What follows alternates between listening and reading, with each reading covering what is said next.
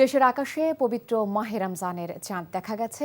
কাল থেকে রোজা রাখবেন ধর্মপ্রাণ মুসলমানরা।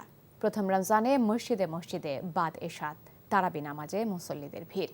জাতীয় মসজিদ বায়তুল মোকাররমে চাঁদ দেখা কমিটির বৈঠক শেষে ধর্ম উপদেষ্টা আফম খালিদ হোসেন সবাইকে রমজানের পবিত্রতা বজায় রাখার আহ্বান জানিয়েছেন। মেজবাহ হাসানের রিপোর্ট।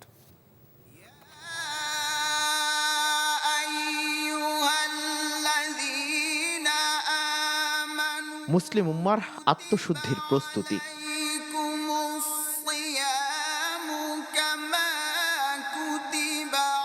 এ মাসে রহমত, মাগফিরাত ও নাজাতের দরজা খুলে দেওয়া হয়।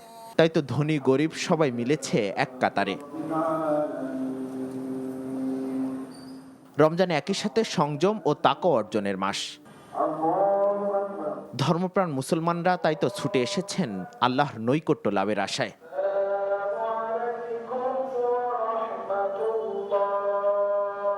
মুক্তির এই মাসে আসলে আমাদেরকে পবিত্র করার যে চর্চা, এটা আমাদেরকে চালিয়ে যেতে হবে।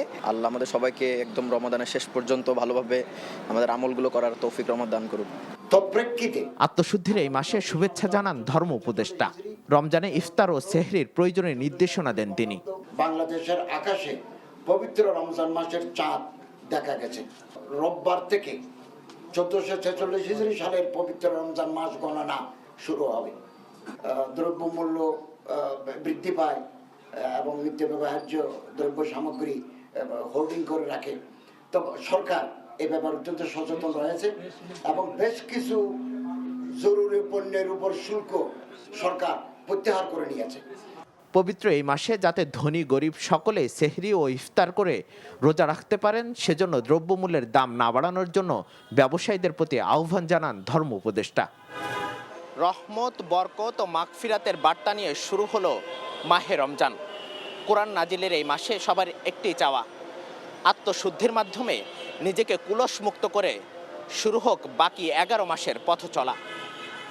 জাতীয় মসজিদ বায়তুল মোকাররম থেকে মেজবাহ হাসান, NTV নিউজ, ঢাকা।